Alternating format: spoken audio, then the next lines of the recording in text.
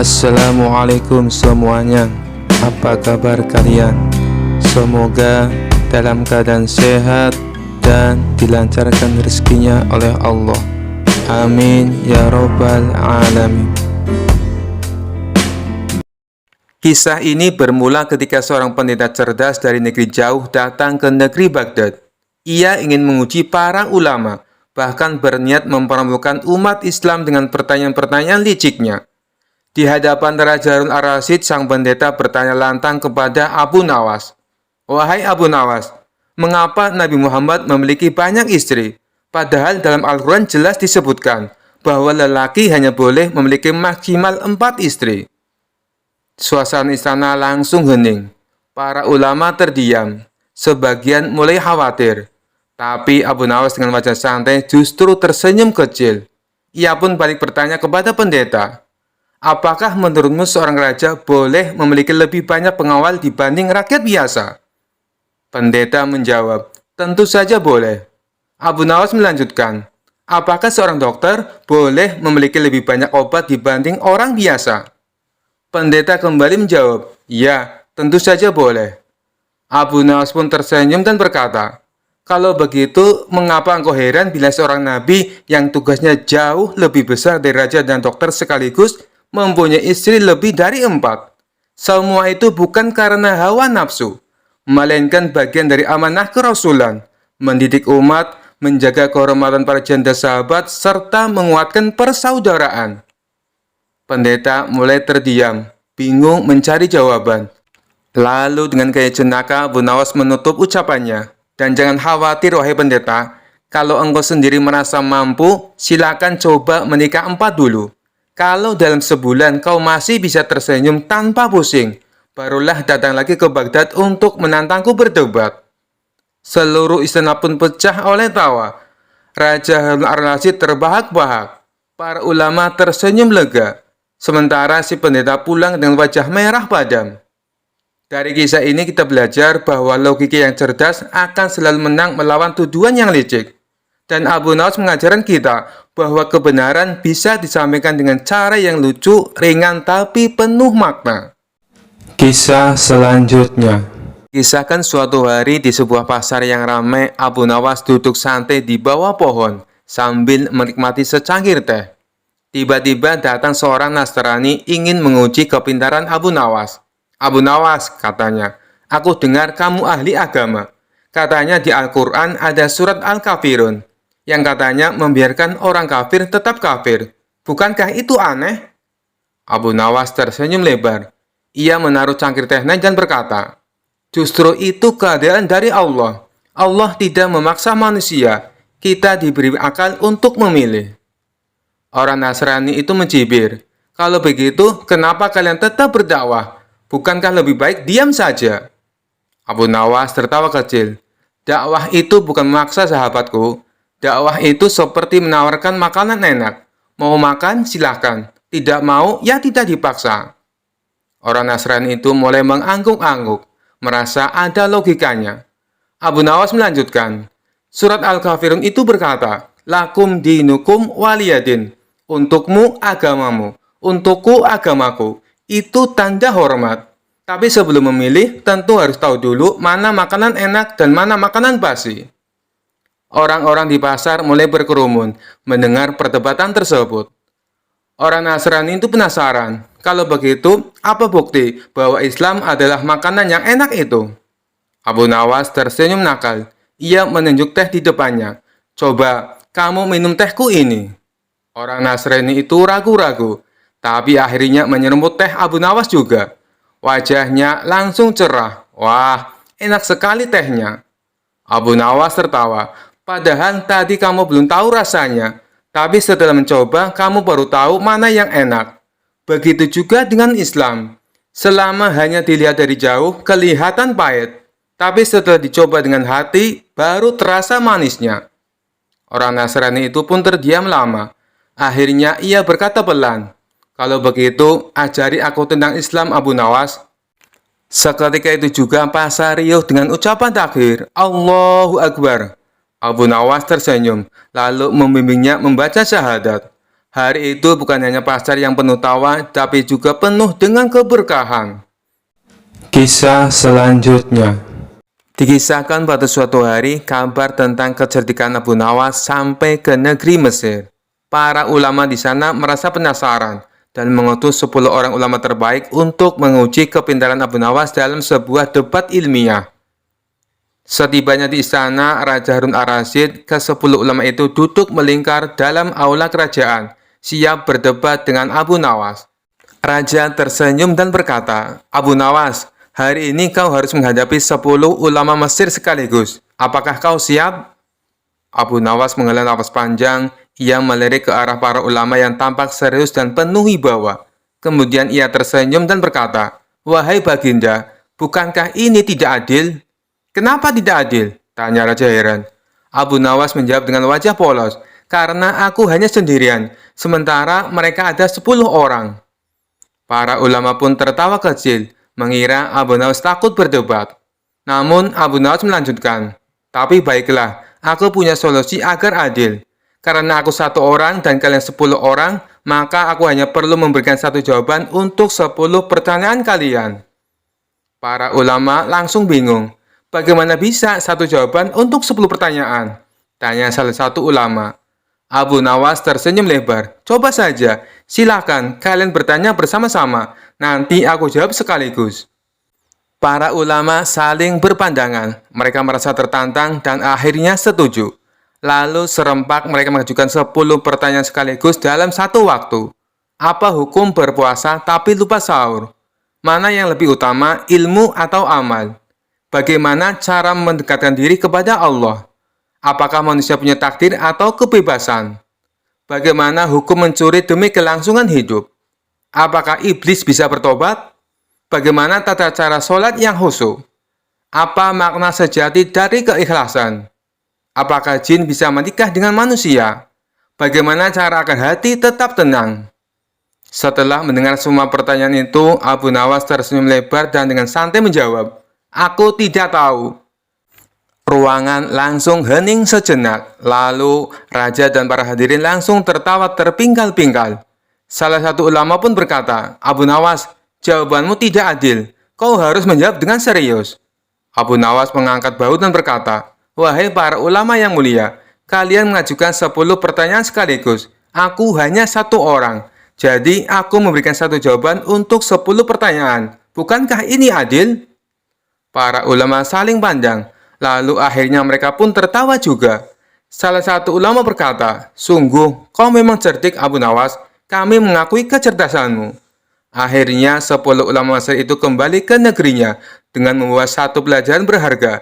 Jangan pernah meremehkan kepintaran Abu Nawas. Kisah selanjutnya. Dikisahkan pada suatu hari yang cerah di Baghdad terdengar kabar bahwa 10 pendeta dari negeri seberang akan datang untuk menantang debat Abu Nawas. Mereka terkenal sebagai para pendeta yang pandai tetapi agak angkuh. Mereka datang dengan pakaian mewah dan jubah mengkilap. Salah satu dari mereka berkata lantang di istana, "Kami datang untuk menguji Abu Nawas yang katanya cerdas itu. Tapi kami yakin dia tidak akan bisa menjawab pertanyaan kami." Raja Harun al-Rasyid menoleh ke pengawal. "Cepat, panggil Abu Nawas, sebelum para pendeta ini makin sombong sampai terbang." Tak lama, Abu Nawas datang dengan santai, pakai sandal jepit, baju lusuh, dan membawa nasi bungkus. "Aku datang bukan untuk menang, tapi untuk makan." Maksudku untuk menjawab." Pendeta pertama langsung maju. "Wahai Abu Nawas, jika benar Islam itu agama yang sempurna, kenapa umatnya berbeda-beda mazhab dan sering berselisih?" Abu Nawas menjawab sambil makan, "Karena umat Islam itu kreatif. Kalau semua sama, nanti bosan, seperti menu rumah makan cuma telur ceplok setiap hari." Pendeta kedua bertanya, "Kenapa Tuhanmu tidak terlihat, tapi kau tetap menyembahnya?" Abu Nawas menjawab santai, "Kau percaya otakmu ada kan?" "Tentu. Pernah lihat?" "Belum." "Nah, itu dia. Saya juga begitu soal Tuhan." Pendeta ketiga mulai panik. "Kalau begitu, jelaskan Trinitas dengan logikamu." Abu Nawas mengambil 3 butir kurma, lalu memakannya sekaligus. Ini kurma 3, tapi masuk satu perut, sama kayak pertanyaanmu. 3 jadi 1, tapi tetap bikin kenyang sendiri-sendiri. Penonton tertawa, Raja Harun al-Rasyid mulai ngikik. Pendeta keempat sampai ke-10 mulai berkerumun dan mengajukan pertanyaan bertubi-tubi. Kalau Islam benar, kenapa tidak semua orang memeluknya? Bagaimana Muhammad tahu tentang alam semesta, padahal ia buta huruf? Bagaimana bisa Al-Quran tak berubah selama 1400 tahun? Apa jaminan umatmu masuk surga? Abu Nawas berdiri, menepuk dadanya dan berkata, karena Islam tidak memaksa, tapi mengajak. Nabi Muhammad tidak membaca buku, tapi membaca langit. Al-Quran dijaga oleh jutaan mulut, bukan cuma tinta. Dan jaminan masuk surga, ya itu rahasia Tuhan. Tapi lebih baik punya harapan daripada hanya hiburan. Suasana hening. Para pendeta saling pandang. Wajah mereka kini tidak lagi sombong, tetapi terharu. Pendeta pertama mendekat dan berkata lirih, Abu Nawas, kau menjawab dengan akal, tapi menusuk hati. Pendeta kedua ikut bicara, kami datang dengan keangkuhan, dan sekarang malu dengan kebutuhan kami sendiri. Abu Nawas tersenyum. Ilmu itu seperti air. Yang sombong akan tenggelam. Yang rendah hati akan mengapung. Lalu satu persatu ke-10 pendeta itu berdiri dan berkata serempak, ajarkan kami 2 kalimat itu. Abu Nawas pun membimbing mereka. Asyhadu an la ilaha illallah wa asyhadu anna Muhammadar Rasulullah. Seisi istana menangis haru. Dan beberapa juga sambil tertawa. Karena Abu Nawas sempat menambahkan, dan yang ingin dapat hadiah kurma gratis, silakan ikut baris di belakang. Kisah selanjutnya. Dikisahkan suatu hari, kota Baghdad kedatangan tamu agung, seorang pendeta terkenal dari kerajaan Romawi. Namanya Pendeta Armando, pakai jubah putih, salib besar, dan alis yang tak pernah tersenyum. Ia sombong dan berkata kepada raja, aku ingin menantang siapapun di negeri ini dalam debat agama. Kalau kalah, mereka ikut agamaku. Tapi kalau aku kalah, aku akan mengakui kebenaran agama mereka. Raja langsung tersenyum. Wah, ini kerjaannya Abu Nawas. Hari pertama, kitab dan logika. Debat pun dimulai di halaman istana. Disaksikan banyak orang. Pendeta membawa 5 kitab besar. Abu Nawas cuma bawa 1 tasbih dan 2 kurma. Pendeta langsung menantang. Tunjukkan dalil bahwa Islam itu benar. Abu Nawas menjawab, apa kau yakin? Sebelum aku jawab, kau akan menerima kebenaran itu? Kalau logikamu bisa mengalahkan kitab-kitabku, ya, kata pendeta. Abu Nawas tersenyum lalu berkata, kalau logika bisa buat orang beriman, sapi pasti sudah jadi mu'alaf sejak zaman Nabi Musa. Penonton tertawa.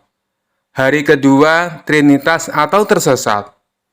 Pendeta mulai serius. Ia menjelaskan Trinitas dengan rumit. 1 Tuhan tapi 3 pribadi.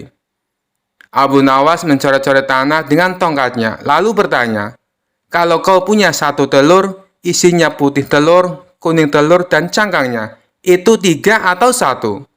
Tentu 1, jawab pendeta. Abu Nawas tersenyum. Bagus, tapi Tuhan bukan telur. Penonton tertawa. Pendeta mulai kesal, tapi debat tetap dilanjutkan. Hari ketiga semua sudah lelah. Pendeta sudah kehabisan dalil dan argumen, tapi tetap bertahan. Akhirnya Abu Nawas berdiri, memandangi langit, lalu berbalik dan bertanya dengan tenang.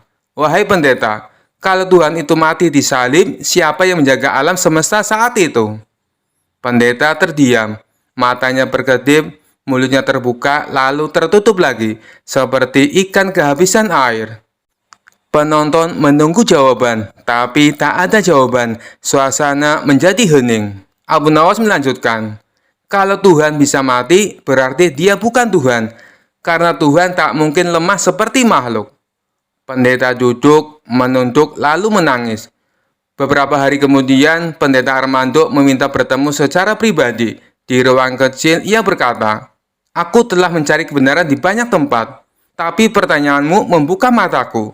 Kini aku tahu, Tuhan yang sejati tak mungkin mati. Lalu ia mengucap 2 kalimat syahadat dengan air mata dan senyum yang lega. Abu Nawas pun pulang, rakyat menyambutnya dengan gembira.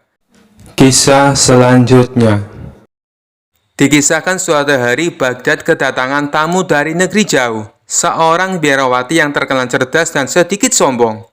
Dengan jubah putih bersih dan alis terangkat, ia datang ke istana Raja Harun al-Rasyid sambil berkata, "Aku ingin menantang Abu Nawas. Aku ingin membuktikan bahwa logika kami lebih unggul." Abu Nawas yang sedang rebahan di pohon korma langsung diangkat ke istana. Begitu tiba, ia masih membawa bantal. "Abu Nawas," seru sang biarawati, "aku ingin bertanya, mengapa kau yakin agamamu yang benar? Apakah kau sudah bertemu Tuhan?" Abu Nawas bangun, menguap, lalu menjawab santai, "Belum, tapi Tuhan sudah pernah bertemu aku." "Apa?" Sang biarawati terbelalak. Abu Nawas tersenyum. "Buktinya, aku masih hidup. Siapa lagi yang ngasih nafas tiap detik selain Tuhan? Masa kau kira gratisan kayak wifi tetangga?" Penonton tertawa, biarawati cemberut. "Kalau begitu," kata si biarawati, "kenapa Tuhanmu membiarkan orang jahat berkuasa? Kenapa dunia tidak adil?" Abu Nawas menjawab cepat, "Kalau semua orang baik masuk surga, siapa yang ngisi penjara? Tapi agamamu menyuruh sholat 5 waktu, puasa, zakat, kenapa begitu repot? Agamaku lebih simpel." Abu Nawas tersenyum lebar, "Karena Tuhan kami sayang, Dia kasih 5 kali pertemuan sehari. Kalau kamu punya pacar, cuma diajak ketemu seminggu sekali, kau mau?" Penonton istana terpingkal. Raja Harun al-Rasyid menahan tawa sambil menyeruput teh. Biarawati mulai panik. "Tapi kenapa kalian sujud? Bukankah itu merendahkan diri?" Abu Nawas berdiri dan berkata mantap, "Kami tidak merendahkan diri. Kami sedang meninggikan Tuhan. Kalau kamu mengangkat tangan saat menyapa raja, masa saat menyapa Tuhan cuma duduk manis kayak nonton konser?" Ruangan sunyi. Biarawati diam, matanya berkaca-kaca. Ia lalu berkata pelan, "Abu Nawas, jawabanmu aneh, lucu tapi masuk akal." Abu Nawas tersenyum.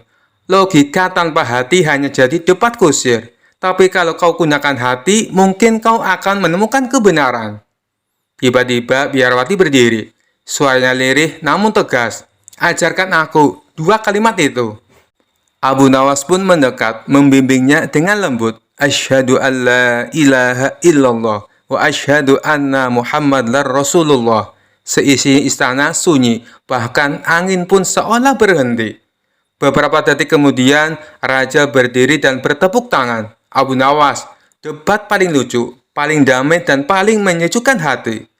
Abu Nawas mengangguk, lalu duduk kembali di bawah pohon kurma sambil berkata, "Akhirnya debat ini berbuah manis, seperti kurma Ramadan tapi gratis." Kisah selanjutnya. Dikisahkan di suatu pagi yang cerah, istana Raja Harun al-Rasyid tampak lebih sibuk dari biasanya. Para ulama, cendekiawan, dan penasihat kerajaan berkumpul membahas berbagai persoalan penting, mulai dari hukum syariah hingga persoalan pajak.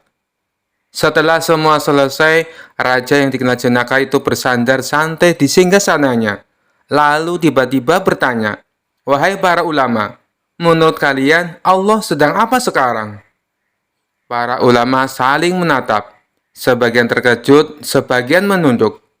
Pertanyaan itu bukan pertanyaan biasa, tapi begitulah gaya sang raja. Kadang suka menguji dengan pertanyaan yang tak terduga. Seorang ulama akhirnya menjawab dengan hati-hati, "Baginda, pertanyaan ini sangat dalam.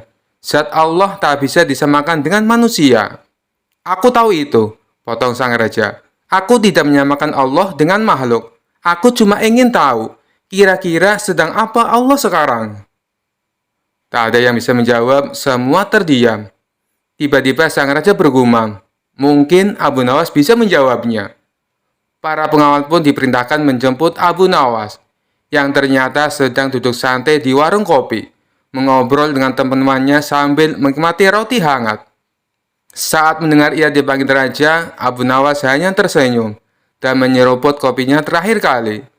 Sesampainya di istana, sang raja langsung berkata, "Abu Nawas, para ulama di sini tak bisa menjawab pertanyaanku. Aku ingin tahu, apakah kau bisa?" Abu Nawas memberi salam dan menjawab dengan sopan, "Baginda, bagaimana mungkin hamba hanya rakyat biasa bisa menjawab pertanyaan yang tak bisa dijawab oleh para ulama besar? Tapi tetap saja aku ingin tahu apa yang sedang Allah lakukan sekarang," ulang sang raja. Abu Nawas terdiam sejenak lalu berkata, "Saya bisa menjawab, tapi dengan satu syarat." Sang raja mengangkat alis. "Apa syaratnya?" Abu Nawas menjawab dengan tenang, "Syaratnya, izinkan saya duduk di singgasana Baginda, dan Baginda sendiri duduk di tempat saya sekarang bersama para ulama." Raja terdiam, tersenyum, lalu menuruti permintaan tersebut. Setelah posisi ditukar, Abu Nawas duduk megah di atas singgasana. Ia menatap seluruh ruangan, dan dengan suara lantang ia berkata, "Inilah jawabannya. Allah sedang membuktikan bahwa dia bisa mengangkat siapapun yang dia kehendaki ke tempat yang tertinggi, dan menurunkan siapa saja dari tempat paling tinggi ke tempat paling rendah. Hari ini Allah menunjukkan kekuasaannya melalui kursi ini. Abu Nawas duduk di atas sebagai raja, dan Raja Harun Ar-Rasyid duduk di bawah sebagai rakyat biasa." Suasana hening sesaat, lalu pecah oleh tawa sang raja. Ia menepuk lututnya dan berkata, "Wahai Abu Nawas, kau memang luar biasa. Pertanyaanku kau jawab dengan sindiran yang elegan dan pelajaran yang mendalam." Raja pun kembali ke singgasananya, lalu memberikan Abu Nawas hadiah emas dan kain sutra sebagai tanda kagum atas kecerdikannya. Kisah selanjutnya dikisahkan di suatu pagi yang cerah di kota Baghdad yang ramai terdengar kabar bahwa seorang ahli sejarah Kristen yang terkenal dari negeri Romawi datang berkunjung ke istana Khalifah Harun al-Rasyid. Orang itu bernama Paulus Historicus, dikenal cerdas, ahli kitab, dan sering menang dalam debat di negeri asalnya. Sang khalifah yang senang mendengar perdebatan memanggil Abu Nawas. "Abu Nawas," kata khalifah sambil tersenyum licik, "aku ingin kau adu argumen dengan ahli sejarah ini. Konon dia mampu membuat ulama-ulama kita terdiam." Abu Nawas tersenyum santai. "Baik, tuanku, tapi siapkan juga minuman segar, supaya lidahku tidak kering ketika menjawab pertanyaannya." Lalu berkumpullah orang-orang di halaman istana. Paulus mulai bicara dengan penuh percaya diri. "Hai Abu Nawas, aku ingin bertanya padamu, jika Muhammad adalah nabi terakhir, kenapa dalam sejarahku tak pernah kutemukan nubuat tentangnya di kitab-kitab terdahulu yang kau sebut Taurat dan Injil?" Abu Nawas tersenyum. Ia pura-pura berpikir keras sambil memegang janggutnya. "Wahai Paulus, aku kagum pada kepandaianmu dalam sejarah. Tapi bolehkah aku bertanya satu hal sebelum menjawab?" "Tentu, silakan." "Sejarah yang kau tulis, apakah semuanya kau lihat dengan mata kepalamu sendiri?" Paulus menjawab, "Tentu tidak. Sejarah adalah catatan orang-orang terdahulu." "Jadi kau percaya pada cerita orang, bukan pada mata kepalamu sendiri?" Paulus mulai tersenyum kecut. Orang-orang mulai tertawa kecil. Abu Nawas melanjutkan, "Kalau begitu, mari aku beri kau cerita sejarah yang juga aku terima dari orang-orang terpercaya. Muhammad disebut dalam kitab-kitab terdahulu. Hanya saja banyak yang menyembunyikannya, seperti engkau menyembunyikan pertanyaan asliku." Paulus terkejut. "Apa pertanyaan aslimu?" "Jika Yesus adalah Tuhan, mengapa Tuhan harus lahir dari manusia, menangis ketika bayi, dan disusui ibunya? Bukankah seharusnya Tuhan menyusui dirinya sendiri, atau tidak perlu minum sama sekali?" jawab Abu Nawas. Paulus tersentak. Ia terdiam, mukanya memerah. Kerumunan makin gaduh menahan tawa. Paulus berusaha menjawab, "Itu rahasia ketuhanan." Abu Nawas segera menimpali. "Rupanya ahli sejarah tak tahu sejarah Tuhannya sendiri. Kalau begitu aku beritahu, Muhammad adalah nabi yang disebut di kitab dengan sebutan Ahmad. Dan itu pun tertulis sebelum namanya dihapus orang-orang seperti engkau." Paulus terdiam semakin lama. Lalu ia berkata dengan suara pelan, "Wahai Abu Nawas, aku kalah. Aku tak pernah berpikir sejauh itu." Abu Nawas tersenyum dan berkata, "Kalau kalah, maka pilih. Kau terima kebenaran atau terus berdalih sampai matimu." Paulus menunduk. Aku bersaksi tiada Tuhan selain Allah, dan Muhammad utusan Allah. Orang-orang bersorak gembira. Khalifah bangkit dan berkata, sungguh Abu Nawas bukan hanya cerdik, tapi juga berhasil menambah seorang saudara bagi kita semua. Abu Nawas pun tersenyum lebar sambil berkata, kalau begitu aku minta hadiah, tambahkan kurma di dapur istana, biar sejarah hari ini terasa lebih manis. Dan semua tertawa riuh hingga suasana istana penuh kegembiraan. Kisah selanjutnya. Dikisahkan di suatu pagi yang cerah, istana Baghdad gempar, bukan karena perang, bukan pula karena bencana, melainkan karena sebuah surat lamaran yang nyeleneh telah masuk ke meja Baginda Harun al-Rasyid. Surat itu ditulis dengan tinta emas di atas kertas berkualitas, tetapi pengirimnya adalah Abu Nawas, si penyair nyentrik. Dan isi suratnya sungguh tak masuk akal. Dengan segala kerendahan hati dan kelapangan akal, hamba melamar putri Paduka yang mulia tanpa mahar. Para menteri langsung gelagapan. Kepala penasehat istana hampir tersedak anggur. Ini penghinaan, teriak salah satu menteri. Tiap pria harus membayar mahar yang pantas untuk seorang putri kerajaan, tambah yang lain. Tapi Raja Harun al-Rasyid hanya mengangkat satu alisnya, tersenyum penuh rasa ingin tahu dan berkata, panggil Abu Nawas, aku ingin mendengar penjelasannya langsung dari mulutnya. Beberapa waktu kemudian, Abu Nawas pun tiba di istana. Ia datang seperti biasa, tenang, santai, dan membawa senyum penuh misteri. Abu Nawas, kata sang raja, benarkah kau hendak melamar putriku tanpa mahar sedikit pun? Abu Nawas menjawab mantap, benar Paduka. Sontak para menteri mendelik, tapi Abu Nawas segera melanjutkan, Paduka, bukankah pernikahan adalah ikatan suci? Lalu mengapa suci harus dibayar dengan emas, perak, atau permata? Bukankah yang lebih penting adalah iman, ilmu, dan akhlak? Raja mengangguk kecil, tapi penasihat istana menukas tajam. Itu hanya alasan orang miskin yang tak punya modal. Sambil tersenyum, Baginda berkata, baiklah Abu Nawas, aku akan izinkan kau menikahi putriku tanpa mahar, jika kau bisa membawa 3 benda yang tidak ada di dunia ini. Semua orang tertawa puas. Kali ini mereka yakin Abu Nawas akan menyerah. Namun Abu Nawas malah menjawab santai. Tentu Paduka, beri saya waktu 3 hari. Hari ketiga Abu Nawas kembali. Abu Nawas kembali istana dengan membawa 1 karung kain lusuh. Aku telah membawa 3 benda yang tidak ada di dunia, katanya percaya diri. Baginda tersenyum penasaran. Perlihatkan. Abu Nawas membuka karungnya dan mengeluarkan 1 bungkusan berisi bayangan aib. Ini adalah kumpulan kesalahan manusia yang tidak pernah diakui, tapi terus disembunyikan. Yang kedua, segenggam janji yang dilupakan. Semua janji pejabat, saudagar, dan bangsawan yang dulu dikumandangkan tapi tak pernah ditepati. Dan yang ketiga adalah selembar keikhlasan palsu, yang biasa dipakai orang ketika bersedekah, tapi sambil itu foto dan disebarkan. Semua orang terdiam, lalu tertawa. Baginda terhenyak. Para menteri menunduk. Penasihat istana langsung pura-pura batuk. Namun satu persatu dari mereka akhirnya tertawa. Tawa yang pahit karena mereka tahu Abu Nawas tidak hanya membawa benda-benda itu secara simbolik, tapi juga cermin dari kenyataan. Baginda Raja Harun al-Rasyid bangkit dan berkata, Abu Nawas, kau telah membawa 3 hal yang tak bisa ditimbang, tak bisa dibeli, maka tak ada mahar yang lebih berharga dari kebijaksanaanmu sendiri. Dan hari itu juga Abu Nawas dinikahkan secara simbolis dengan putri Baginda bukan dalam arti sebenarnya, karena Abu Nawas sudah beristri, tapi sebagai bentuk penghargaan tertinggi. Kisah selanjutnya. Alkisah pada suatu siang yang terik, Abu Nawas sedang berjalan santai di pasar. Ia baru saja menerima hadiah dari raja, berupa uang 2 dirham, dan hendak membeli sepotong roti dan segelas susu onta. Perutnya keroncongan. Pikirannya lapar, tapi hatinya tetap riang seperti biasa. Tiba-tiba dari arah berlawanan, seorang lelaki mendekat cepat. Tubuhnya besar, kumisnya tebal, dan wajahnya serius sekali. Tanpa aba-aba, lelaki itu mengangkat tangan, menunjuk tajam ke wajah Abu Nawas, lalu membuka mulut lebar-lebar sambil mengeluarkan suara aneh.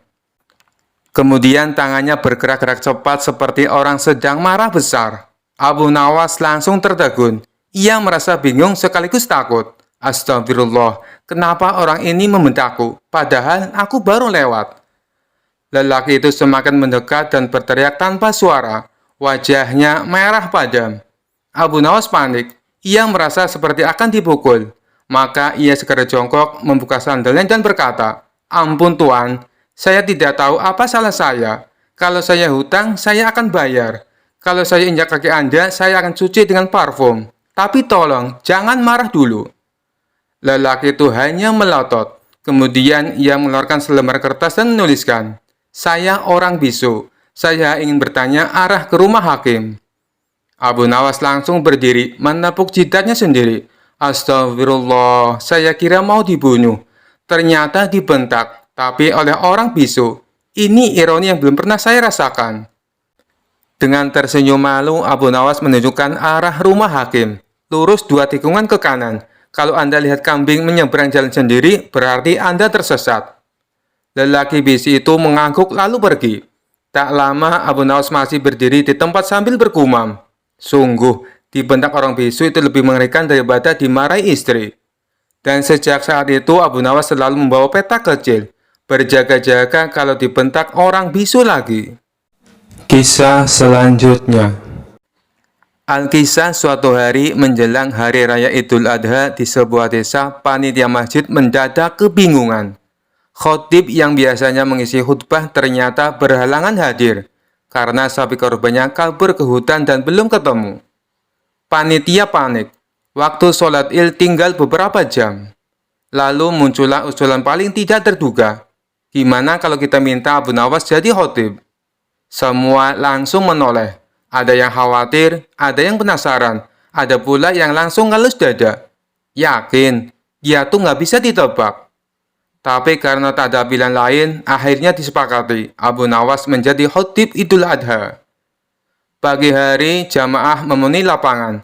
Semua penasaran, bahkan ada yang bawa cemilan saking penasarannya. Abu Nawas pun naik ke mimbar. Ia berdiri dengan jubah putih, tangan di belakang punggung, senyum misterius di wajahnya. Abu Nawas mulai khutbah. Assalamualaikum warahmatullahi wabarakatuh. Hari ini adalah hari di mana kita berkurban. Ada yang berkurban kambing, ada yang berkurban sapi, ada pula yang berkorban perasaan. Seluruh lapangan mulai cekikikan. Saudara-saudara sekalian, mari kita renungi kisah Nabi Ibrahim yang rela menyembelih anaknya, bukan karena kurang sayang, tapi karena taat kepada perintah Tuhan. Tapi zaman sekarang, jangankan anak, nyembelih kambing saja masih nego di tukang daging. Jamaah mulai tertawa. Kurban bukan soal daging semata, tapi tentang keikhlasan. Dan jangan salah, ikhlas itu, Abu Nawas berhenti sebentar lalu melirik ke jamaah. Lebih susah dari bayar hutang di akhir bulan. Tawa pun pecah, bahkan imam yang duduk di belakangnya hampir terguling. Dan tahukah kalian, hewan kurban itu punya perasaan. Bayangkan, setiap Idul Adha mereka digiring ke lapangan. Mereka pasti mikir, ini kayak parade, tapi kenapa cuma kami yang dibawa? Manusianya nggak ada yang disembelih. Tawa makin menggila. Tapi justru itulah makna berkorban. Yang disembelih bukan hanya hewan, tapi ego dan keserakahan. Semua jamaah mulai tertunduk, bukan menangis, tapi karena menahan tawa yang tak tertahankan. Mari kita jadikan hari raya ini bukan hanya ajang makan sate berjamaah, tapi juga ajang merefleksikan diri, apa yang sudah kita relakan demi Tuhan. Setelah khutbah selesai, orang-orang menyelami Abu Nawas sambil tertawa-tawa. Abu Nawas, khutbahmu lucu tapi dalam. Terima kasih, tertawalah selagi hidup, karena kalau sudah di akhirat yang tertawa tinggal malaikat. Dan Abu Nawas pun turun dari mimbar, disambut dengan 1 kotak sate kambing khusus dari panitia, sebagai kurban balasan. Karena khutbahnya sukses bikin semua jamaah mewek, gara-gara ketawa. Kisah selanjutnya. Dikisahkan pada suatu sore, Raja Harun al-Rashid sedang duduk di taman istana. Ia baru saja mendengar ceramah dari seorang ulama terkenal, yang menceritakan kehebatan para malaikat. Ada yang mencatat amal, ada yang menjaga pintu surga, bahkan ada yang meniup sangkakala. Raja pun termenung lalu berkata, "Semua orang bicara tentang malaikat, tapi tak ada yang pernah bertemu langsung. Aku adalah raja, dan aku ingin menjadi manusia pertama yang melihat malaikat dengan mata kepala sendiri." Para penasehat langsung pucat. Seorang ulama gemetar berkata, "Paduka, itu permintaan yang hanya bisa terjadi setelah kematian." Tapi raja berseru, "Kalau begitu, siapkan cara agar aku bisa melihat malaikat tanpa harus mati. Siapapun yang bisa mewujudkannya akan kuberi hadiah besar." Tak ada yang berani menerima tantangan itu, kecuali Abu Nawas. Dengan tenang dan percaya diri, Abu Nawas melangkah ke hadapan raja dan berkata, "Paduka ingin bertemu malaikat?" "Bisa, tapi caranya sangat berisiko."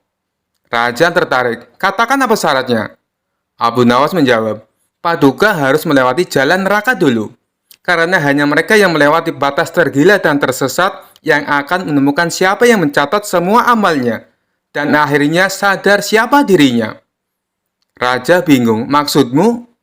Abu Nawas tersenyum, lalu memerintahkan menjaga istana untuk menggiring raja ke tempat paling buruk di kerajaan, penjara bawah tanah yang penuh nyamuk, bau tak sedap, dan tikus gemuk berjenggot. "Abu Nawas, apa maksudmu menyeretku ke sini?" bentak sang raja. Abu Nawas menjawab dengan lembut, "Inilah jalan neraka buatan manusia. Disinilah paduka akan merasa lapar, kesepian, tak dihormati.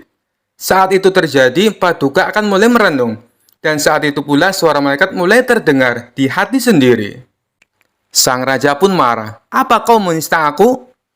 Namun setelah satu malam di penjara bawah tanah, tanpa pelayan, tanpa makanan, tanpa pujian, raja mulai merenung. Ia melihat tikus tak takut padanya. Ia mendengar tangisan tahanan. Ia merasakan bagaimana rasanya tidak menjadi siapa-siapa. Keesokan paginya, Abu Nawas menjemput raja yang lusuh dan diam 1000 bahasa. "Sudah bertemu malaikat, paduka?" tanya Abu Nawas pelan. Raja hanya mengangguk pelan. "Suara itu datang dari dalam diriku sendiri." Abu Nawas tersenyum. "Malaikat tidak selalu bersayap, paduka. Kadang ia berupa suara hati yang selama ini tertutup oleh tahta dan kuasa." Raja memeluk Abu Nawas dengan mata berkaca-kaca. Sejak hari itu, ia menjadi raja yang lebih bijak, lebih lembut, dan lebih mendengar suara hati, bukan hanya suara rakyat. Kisah selanjutnya. Dikisahkan suatu pagi di musim semi, Abu Nawas sedang berjalan-jalan di tepi kota. Udara sejuk, burung-burung bernyanyi, dan topiknya kosong seperti biasa. Tiba-tiba dari arah depan muncul seorang pria berbadan besar. Wajahnya galak, matanya tajam, dan yang paling mencolok, kedua tangannya buntung sampai siku. Abu Nawas langsung menyingkir dengan sopan. Tapi anehnya, pria itu malah menghampiri dan memukul bahu Abu Nawas dari belakang. Abu Nawas terhuyung dan refleks berteriak, "Astagfirullah, siapa yang memukul saya?" Ia menoleh dan melihat pria tadi berdiri dengan tenang. Kedua lengannya buntung, tersenyum sinis. Abu Nawas melongo, "Tunggu, Anda memukul saya?" Pria itu menjawab dengan suara dalam, "Iya, ada masalah?" Abu Nawas panik, otaknya langsung penuh pertanyaan logis. Bagaimana mungkin saya dipukul oleh orang yang tidak punya tangan? Pria itu menatap tajam, "Itu urusan saya." Abu Nawas masih bingung, mencoba meraba bahunya. Tapi rasanya seperti dipukul pakai balok atau kepala kambing. Lalu pria itu mengeluarkan kaki palsu dari dalam tasnya. "Ini yang saya pakai buat mukul. Namanya si bala bambu, sahabat lama saya." Abu Nawas terdiam, kagum sekaligus takut. Lalu ia berkata dengan hati-hati, "Tapi kenapa Anda memukul saya?" Pria itu menjawab, "Karena kau menertawakanku dari kejauhan." "Tidak, saya bukan menertawakanmu. Saya menertawakan wajah saya sendiri di pantulan genangan air." Mereka saling diam selama 3 detik. Lalu pria itu berkata, "Oh, jadi begitu ya? Iya, ya sudah." Abu Nawas berpikir semuanya sudah selesai. Tapi saat ia hendak pergi, pria itu menambahkan, "Tapi karena kamu sudah membuat saya malu, kamu harus menerima tantangan duel." "Duel? Dengan apa?" Pria itu mengangkat 2 kaki palsu kayu yang tadi ditaruh di kantong belakang celananya. "Dengan tongkat kayu spesial. 1 buat saya, 1 buat kamu. Duel kecepatan." Abu Nawas hanya bisa tertawa kecil dan berkata, "Dunia memang adil. Bahkan orang buntung pun masih bisa bikin saya babak belur." Akhirnya duel pun digelar. Tapi yang terjadi justru luar biasa. Abu Nawas menang. Karena pria buntung itu tertawa sendiri melihat cara Abu Nawas memegang tongkat seperti sumpit raksasa. Sejak hari itu Abu Nawas punya teman baru, pria buntung dan kaki palsu pemukul legendaris, si Bala Bambu. Dan setiap ada yang bertanya, "Pernahkah kamu dipukul orang buntung?" Abu Nawas hanya menjawab, "Pernah," dan jujur, rasanya lebih memalukan daripada ditolak pinjaman di warung. Kisah selanjutnya. Dikisahkan suatu hari Baginda Raja Harun al-Rasyid sedang bersantai di taman istana sambil memandangi lukisan-lukisan indah koleksinya. Tiba-tiba ia mendapat ide iseng tapi serius, menguji Abu Nawas dengan tantangan yang mustahil. Ia pun memanggil pengawal. "Cepat, panggil Abu Nawas ke istana. Katakan padanya, aku ingin ia melukis wajah malaikat." Pengawal sampai tersedak mendengar titah tersebut, tapi tentu tak berani protes. Tak lama Abu Nawas pun tiba. Baginda pun menyampaikan perintahnya dengan wajah datar. "Abu Nawas, engkau kutugaskan untuk membuat lukisan wajah malaikat. Jika berhasil, kau akan diberi hadiah besar. Jika gagal, ya kau tahu nasibmu." Abu Nawas terdiam sejenak, lalu tersenyum kecil. "Paduka, izinkan saya meminta waktu 3 hari. Setelah itu saya akan datang dengan lukisan yang menggetarkan hati." Baginda tersenyum senang. Akhirnya, aku dapat mengalahkan Abu Nawas juga. 3 hari kemudian, semua orang sudah berkumpul di aula istana. Mereka penasaran, ingin melihat lukisan yang katanya menggambarkan wajah malaikat. Abu Nawas datang membawa kanvas besar yang tertutup kain. "Paduka yang mulia," katanya lantang, "izinkan saya mempersembahkan wajah malaikat." Ia menarik kain penutupnya, dan kanvas itu kosong, putih polos, tak ada gambar apapun. Semua yang hadir terperangah. Beberapa mulai tertawa, beberapa lagi mencibir. Tapi Baginda justru memerah wajahnya karena marah. "Abu Nawas, kau menertawakanku. Kau bilang akan melukis wajah malaikat, tapi ini kosong." Dengan tenang Abu Nawas menjawab, "Paduka, hamba memang tidak berani menggambarkan wajah malaikat. Sebab para nabi pun tidak pernah menceritakan bentuk wajah malaikat secara lengkap. Bahkan malaikat sendiri, seperti Jibril, bisa berubah rupa, kadang seperti manusia, kadang bercahaya. Maka hamba memilih menggambarkan kesucian mereka dengan kanvas putih polos, tanda dari kesucian, keikhlasan, dan cahaya ilahi. Justru kalau hamba menggambarkan sembarangan, bukankah itu penghinaan terhadap ciptaan Allah?" Semua ruangan mendadak hening. Para ulama yang hadir mengangguk perlahan. Baginda yang tadinya marah tiba-tiba tertunduk. "Engkau benar, Abu Nawas. Lagi-lagi logika dan imanmu mengalahkan kecerdikanku sendiri." Sebelum pergi, Abu Nawas berkata dengan senyum, "Paduka, malaikat tak perlu dilukis. Yang perlu dilukis adalah sifat-sifat mereka di dalam hati kita. Jika kita jujur, adil, dan ikhlas, bukankah itu lukisan terbaik?" Baginda Raja terdiam, lalu memberikan hadiah besar dan berkata, "Abu Nawas, engkau memang bukan sekedar penyair, engkau guru kehidupan." Kisah selanjutnya. Dikisahkan suatu pagi yang tenang di Baghdad, datanglah seorang biksu dari negeri jauh bernama Biksu Lingling. Ia dikenal bijak dan punya keyakinan kuat tentang reinkarnasi, bahwa setelah mati, jiwa manusia akan lahir kembali menjadi makhluk lain. Ia mendatangi istana dan berkata kepada raja, "Tuanku, aku ingin berdebat dengan orang paling pintar di negeri ini tentang kehidupan setelah mati." Raja langsung tersenyum. Itu kerjaannya Abu Nawas. Abu Nawas pun dipanggil. Ia datang seperti biasa, pakai jubah lusuh, bawa tongkat, dan sandal jepit sebelah beda warna. Biksu Lingling langsung menyapa, "Abu Nawas, aku percaya setelah mati, manusia akan lahir kembali. Mungkin jadi monyet, burung, atau bahkan batu. Kau percaya?" Abu Nawas manggut-manggut, lalu menjawab santai, "Oh, jadi nanti bisa reinkarnasi jadi batu. Wah, saya tahu banyak batu yang cocok jadi tetangga saya. Diem, tapi keras kepala." Semua yang hadir ketawa. Biksu tersenyum, "Jangan bercanda, ini serius. Reinkarnasi menjelaskan keadilan semesta. Kalau orang jahat sekarang, nanti lahir jadi nyamuk. Kalau orang baik bisa lahir jadi pangeran. Abu Nawas tiba-tiba berdiri dan berkata, "Wahai biksu, kalau reinkarnasi itu nyata, kenapa kamu nggak pernah ingat jadi kodok sebelumnya?" Biksu terdiam, karena memori jiwa tak ikut lahir kembali. Abu Nawas tertawa, "Loh, kalau nggak bisa ingat, terus kita belajar dari mana? Dari kodok-kodok terdahulu?" Semua ketawa ngakak lagi, tapi Abu Nawas belum selesai. Abu Nawas lalu berkata, "Saya percaya hidup itu satu kali, tapi penuh kesempatan. Dan setelah mati bukan jadi ayam atau batu, tapi kita akan diadili. Dan ditanya, apa yang kamu lakukan selama hidup?" Biksu mulai serius mendengarkan. Abu Nawas melanjutkan, "Bayangkan kalau reinkarnasi itu nyata. Hari ini kamu jadi manusia, besok jadi kucing, minggu depan jadi semangka. Sampai kapan kau muter-muter kayak gasing?" Biksu tertawa. "Lalu bagaimana menurutmu kehidupan setelah mati?"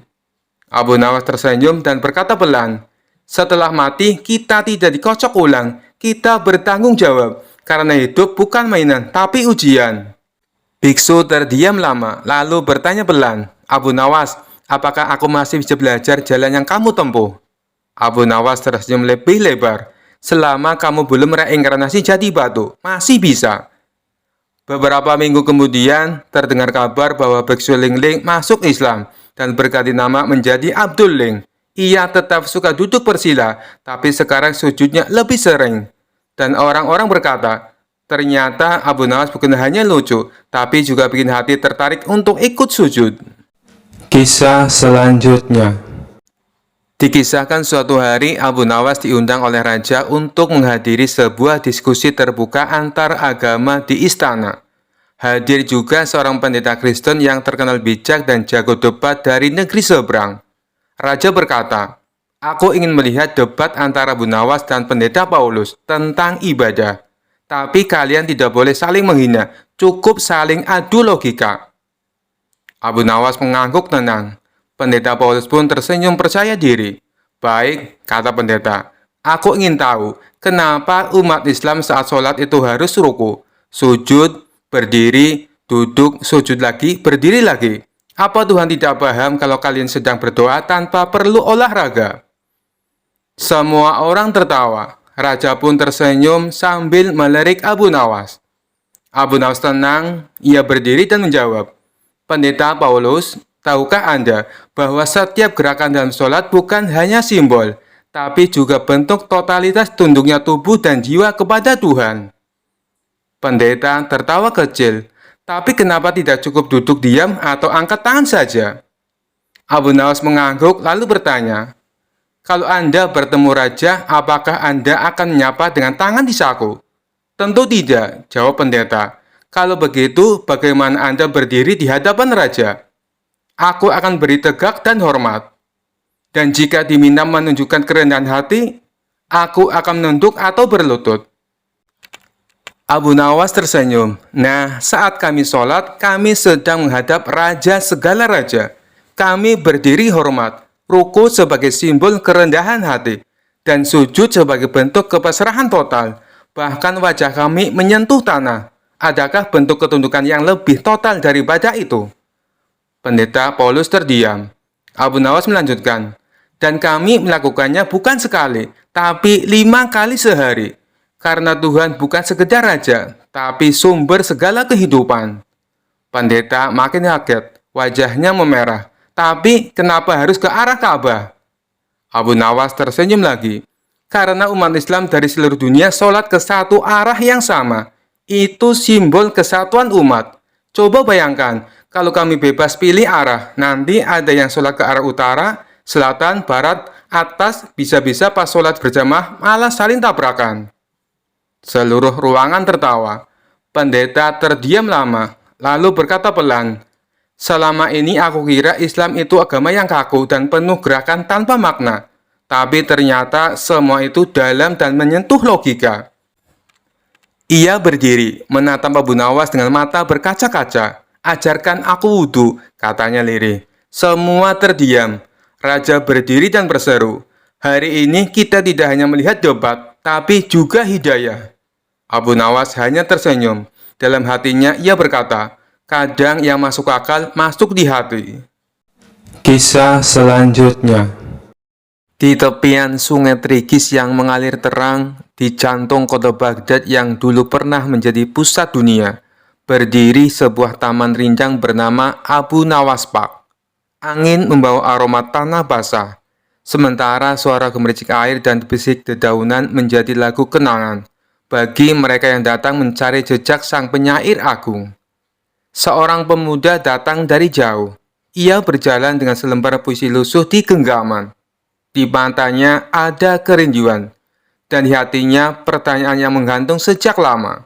Di mana Abu Nawas dimakamkan? Orang-orang tua di kafe tua Baghdad tersenyum ketika ditanya. "Anak muda," kata salah seorang dari mereka sambil menyeruput teh hangat, "kau tak akan menemukan batu nisan bertuliskan namanya. Makamnya seperti puisinya, telah menghilang di telan zaman." "Tapi bagaimana bisa? Bukankah dia orang besar?" "Justru karena dia besar, Abu Nawas tak butuh batu nisan. Ia hidup dalam tawa orang-orang yang membaca kisahnya. Ia hadir di setiap senyuman yang muncul saat namanya disebut. Dan taman ini, taman di mana kau berdiri, adalah tubuhnya yang baru." Pemuda itu terdiam. Ia melangkah ke tengah taman. Di sana, seorang anak kecil sedang duduk di bangku, tertawa membaca buku berjudul Kecerdikan Abu Nawas Mengelabui Raja. Seorang ibu menyusui anaknya sambil bersenandung potongan syair tentang anggur dan surga. Seekor burung hinggap di ranting, seperti sedang mendengarkan cerita dari masa lalu. Abu Nawas memang telah pergi, tapi ia tak pernah benar-benar hilang. Ia adalah tawa di tengah keputusasaan. Ia adalah akal sehat di tengah kegilaan kekuasaan. Ia adalah pertanyaan yang tak pernah selesai dijawab. Dan kini makamnya tersembunyi bukan di bawah tanah, tapi di benak setiap orang yang berani berpikir berbeda dan menertawakan dunia dengan cerdas. Maka jika kau bertanya, di mana Abu Nawas dimakamkan? Jawabannya, dimanapun akal sehat dan tawa masih hidup. Kisah selanjutnya. Dikisahkan suatu malam Abu Nawas termenung di atas sejadahnya, bukan karena lapar, bukan pula karena hutang, tapi karena hatinya sedang resah. "Aku ini manusia penuh dosa," gumamnya. "Tapi bagaimana caranya agar bisa menukar dosa menjadi pahala?" Istrinya yang sedang memasak nasi di dapur mendengar gumaman itu dan berkata dari kejauhan, "Kalau dosa bisa ditukar begitu saja, semua orang pasti antri kaya minta zakat." Abu Nawas tersenyum kecil, lalu berwudu dan melaksanakan sholat malam. Setelah selesai, ia berdoa dengan khusyuk, "Ya Allah, jika Engkau izinkan, aku ingin menukar dosa-dosaku dengan pahala, bukan dengan kemunafikan, tapi dengan kebaikan yang tulus." Malam itu Abu Nawas bermimpi aneh. Ia berada di sebuah ruangan putih bersih. Di depannya ada dua malaikat besar. Malaikat Raqib pencatat amal baik dan malaikat Atid pencatat amal buruk. Mereka tampak sedang kebingungan sambil membuka kitab catatan Abu Nawas. "Ini orang kok catatannya aneh banget," kata malaikat Raqib. "Kadang dia menolong orang tapi sambil nyindir," kata malaikat Atid. "Kadang dia mencela pejabat, tapi untuk membela rakyat," kata malaikat Raqib. Mereka berdebat sengit, lalu menoleh ke arah Abu Nawas. "Wahai manusia, kamu kok susah ditimbang? Dosa dan pahalamu saling meniru." Abu Nawas tertawa kecil dalam mimpi, kemudian menjawab, "Kalau begitu, kenapa tidak ditukar saja? Yang buruk diambil hikmahnya, yang baik disebarkan manfaatnya." Abu Nawas pun mengajukan ide, "Wahai malaikat, bisakah aku tukar dosa-dosaku dengan pahala orang-orang yang sombong karena merasa paling benar?" Malaikat Ati terkejut. "Maksudmu?" "Orang yang amalnya banyak tapi suka pamer, yang sedekahnya suka difoto, sholatnya direkam, hajinya jadi untuk konten. Nah, ambil saja pahala mereka dan bagi ke kami yang penuh dosa tapi malu mengakuinya." Malaikat Rocky berkata pelan, "Itu bukan tukar-menukar, itu keadaan Tuhan dalam bentuk tak terlihat." Abu Nawas terbangun dari tidurnya dengan mata berkaca-kaca. Ia lalu berjalan ke masjid, duduk di sudut dan mengawasi orang-orang yang sedang pamer ibadah. Saat seorang saudagar menyumbang masjid sambil berteriak, "Ini dari saya 100 dirham." Abu Nawas tersenyum dan berdoa pelan, "Ya Allah, kalau boleh, tukarkan rianya jadi pahala untuk orang-orang yang diam-diam menolong." Sejak hari itu, Abu Nawas sering berkata kepada para muridnya, "Jika kau merasa amalmu besar, jangan bangga. Bisa jadi itu sedang ditukar untuk orang lain yang lebih butuh surga." Kisah selanjutnya. Dikisahkan suatu sore yang cerah, Abu Nawas duduk santai di bawah pohon kurma sambil menatap langit. Penduduk desa melihatnya dan hanya menggeleng-gelengkan kepala. Heran aku, Abu Nawas itu kerjanya cuma melamun, tapi wajahnya tenang banget, kayak habis dapat wahyu, gumam seorang ibu-ibu. Suatu malam ketika semua orang sedang tidur lelap, terdengar suara keras dari arah masjid. Warga panik. Mereka berlarian ke masjid. Di sana mereka melihat pintu masjid terbuka lebar, dan di dalamnya berdiri Abu Nawas. Tapi ada yang aneh, Abu Nawas sedang berbicara sendiri. "Ya Allah, hamba ini memang banyak dosa, tapi Engkau Maha Tahu, hamba hanya menghibur mereka yang lelah," katanya sambil menatap langit-langit. Orang-orang mengintip dari celah pintu. Mereka berbisik-bisik. "Itu Abu Nawas ngomong sama Tuhan ya?" "Iya, kayaknya dia wali deh." "Wali? Lah, masa wali suka nipu raja?" "Wali itu beda-beda, Mak. Ada yang wali tukang tipu, tapi niatnya baik." Besoknya, kabar itu tersebar ke seluruh penjuru kota. Orang-orang mulai datang ke rumah Abu Nawas. Minta doa, minta petunjuk, bahkan ada yang minta nomor undian. Abu Nawas yang sedang santai ngopi jadi bingung. "Wahai Abu Nawas, kabarnya kau bisa bicara langsung dengan Tuhan?" tanya salah satu orang. Abu Nawas terdiam sejenak. Ia tersenyum lalu menjawab, "Aku bukan siapa-siapa, tapi kalau Tuhan mau mendengar keluhanku, itu urusan Dia." Jawaban itu makin bikin orang-orang yakin. Wah, ini wali beneran. Sejak hari itu, Abu Nawas jadi terkenal. Bahkan raja pun penasaran. "Panggil Abu Nawas ke istana," perintah sang raja. Sesampainya di istana, raja menatapnya tajam. "Abu Nawas, benarkah kau bisa berbicara dengan Tuhan?" Abu Nawas mengangguk santai. "Bisa, Baginda." Raja makin penasaran. "Kalau begitu, tolong tanyakan, kenapa aku belum punya anak laki-laki?"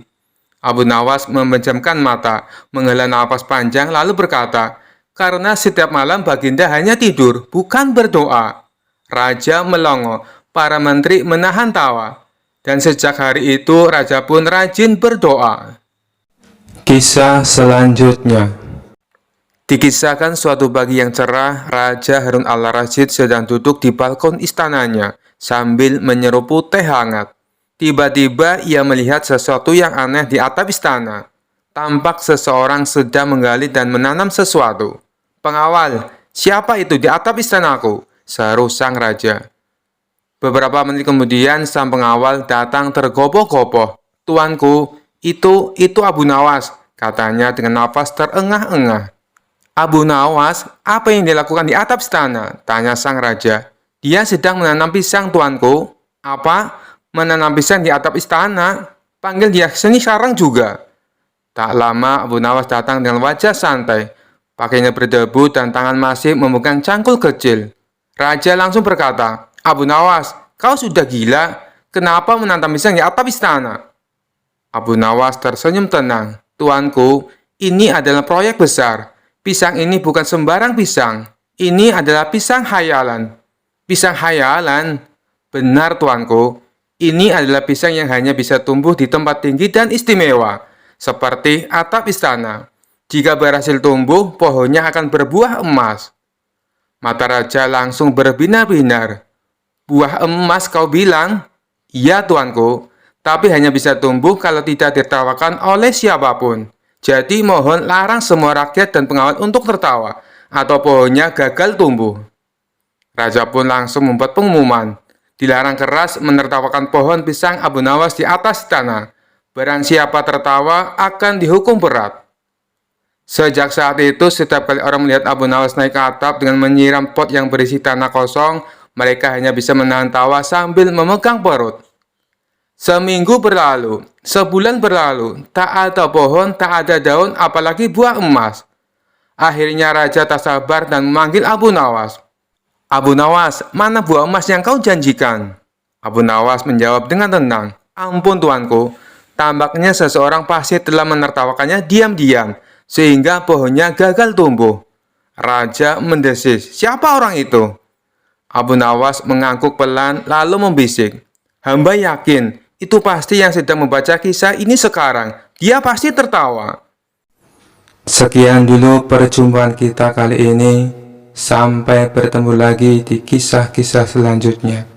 Terima kasih yang sudah subscribe dan setia menonton channel ini. Wassalamualaikum warahmatullahi wabarakatuh.